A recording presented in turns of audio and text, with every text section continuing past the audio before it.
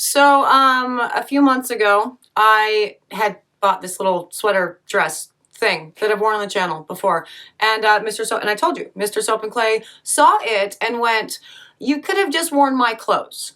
And so today I decided I was going to do that. And so I'm wearing, one of his button downs and one of his sweaters as like a dress and whatever. And I just noticed that there is a hole in the sweater, which actually tells me exactly why he hasn't worn it in like years. But like, why not just like get rid of it? I don't.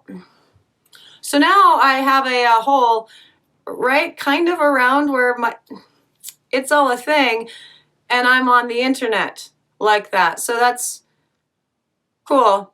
Has nothing whatsoever to do with the poor, but my life. I will tell you all about the poor in just a minute, but before I do, hello, I am Mrs. Soap and Clay. I am wearing Mr. Soap and Clay's clothes. Let's make stuff.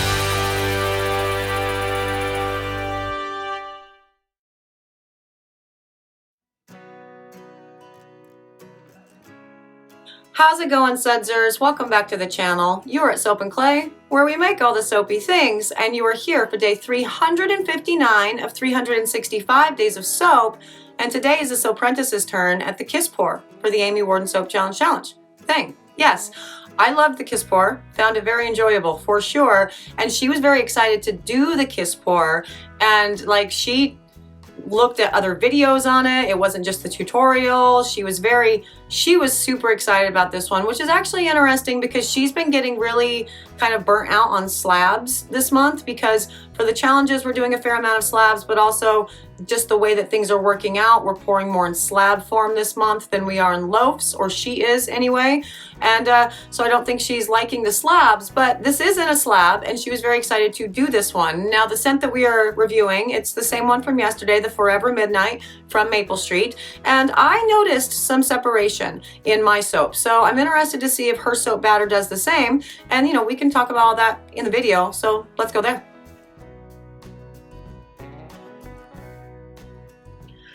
So it is the Soaprentice's turn at the Kiss Pour, and her color palette is actually wildly different than mine.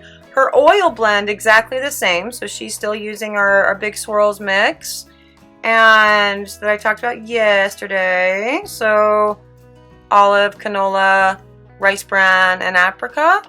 60% of the batch. Those are all split equally, which is weird, but it works. And these solids are coconut and palm, also in equal amounts, which is also weird, but also works. And her color palette, though, she's still using the Forever Midnight that I worked with yesterday, had a little bit of separation. And so I'm interested to see if hers do that as well. But her color palette, again, how many times am I going to say color palette in the first like 1 minute of this video? Wildly different than mine. So she's really relying very heavily on the white with all of this, and then adding in 4 accent colors to, do the Kiss Pour, which I just think is such a cute name. I like kissing, like in general. I like everybody. Like, not like, I don't just walk around kissing people. And if some random person tried to kiss me, I would sock them in the jaw. But no, like, I like kissing Mr. Soap and Clay. And the kiddos come up, and the first thing that I do is kiss the top of their head. Like, it's fun that the pour is named that. And I guess it's named that because maybe they're, like, it looks like 2 lips coming together in the middle as you're pouring, like they're kissing. right? It's my theory on it. I have no idea. Like, none idea. Now, this is actually interesting because she has 4 beakers out, and max amount that these beakers can hold are 9 ounces. Like, that's the max. That's to the tippy top, and you're going to have a hard time putting anything else in.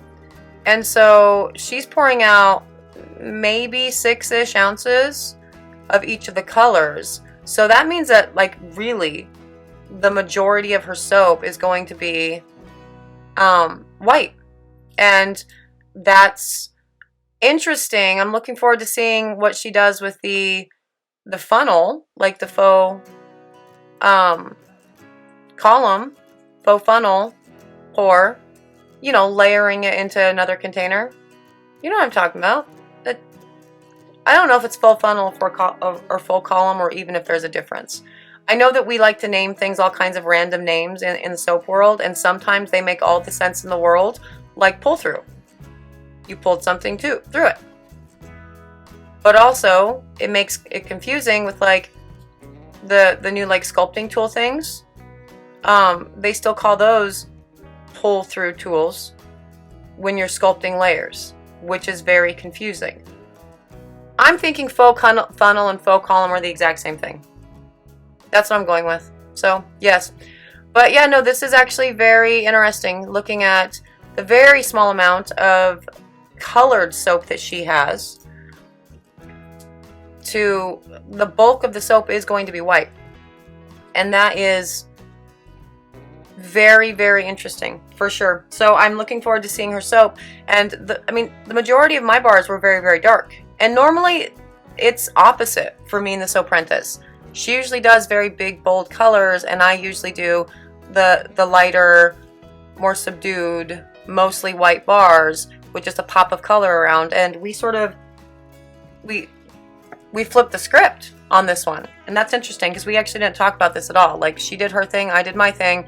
We knew that they had to be done, and we didn't coordinate. We never coordinate our bars, actually. So, yeah, that's this is interesting. I'm looking forward to seeing this pour and how she's going to do her faux funnel column thing with such a small amount of colored soap. So let's go check that out.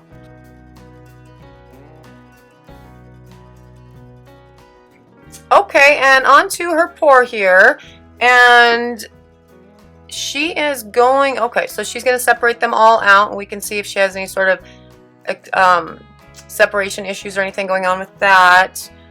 At that point, she has broken up her soap batter into her white soap batter into 2 equal parts so she can do her thing. She's not using the long nose ones for that, which is, you know, fine. I don't see any real reason to use, and I guess I should talk about these things more in videos because I actually do get a lot of questions about that. Like, do you have to do this or do you have to do that? My answer to that is almost always no. Like, you can make almost anything work. So if you don't have those long spout things, you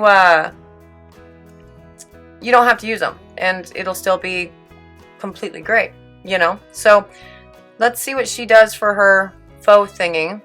Oh, okay. Okay. Okay.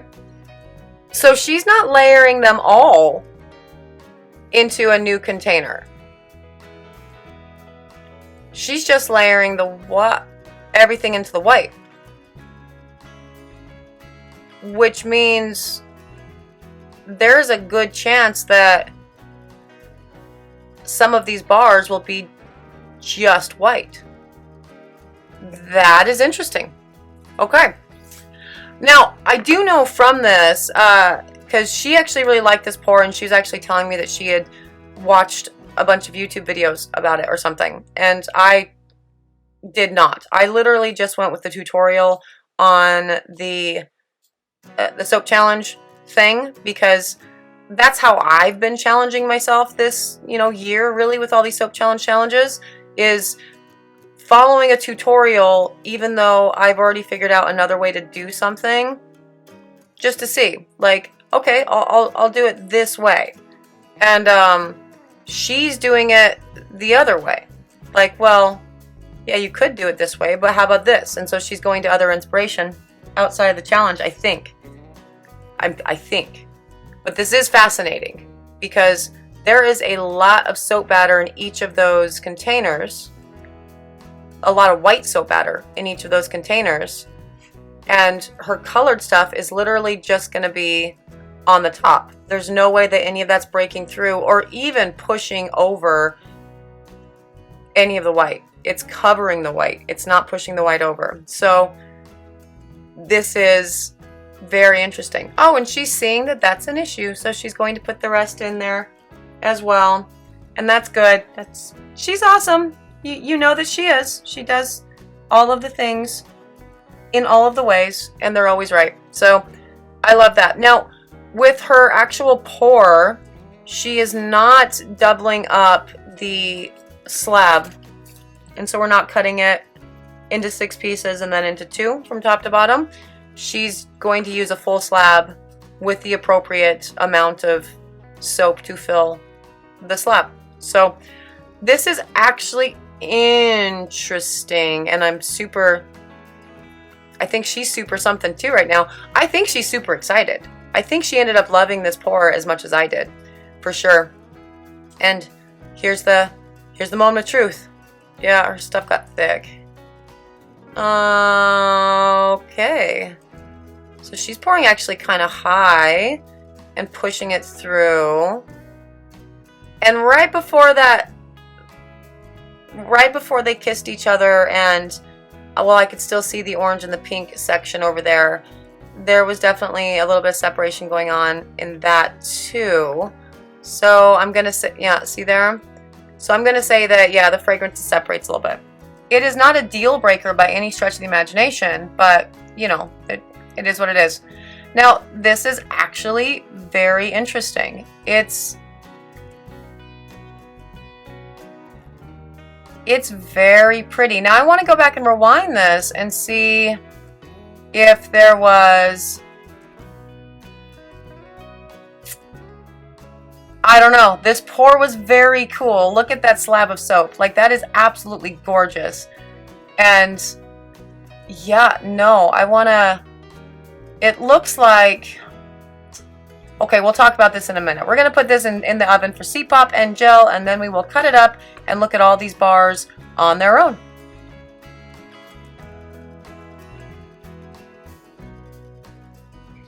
Okay, so I actually did go back at the ad break and see what her soap looked like while she was pouring. And yeah, so the batter that had the pink and the orange in it, right? That soap, like the colored portion, was on the top of the shot, and for the portion that had the blue and the green, that one was on the bottom of the shot, like as far as where the white placement was. Go back like, 2 minutes and look as when she started to pour it. And so that also means something too. That's also important, because that's what essentially forced out the big concentrations of the orange and the pink on one side and the blues on the other, with just very minimal mixing of the two. These are stunning bars. Like, they are absolutely gorgeous. I love everything, but I'm completely fascinated. She did a pretty different pour than I did. And, as always, they always work out perfectly together. It's like the yin and the yang, which I actually think we might name these soaps. We can do one yin and one yang, because it's the yin and the yang of the balance in the soap shop, for sure. They are stunning, and it provides lots and lots of different looks in one batch of soap, which is very cool.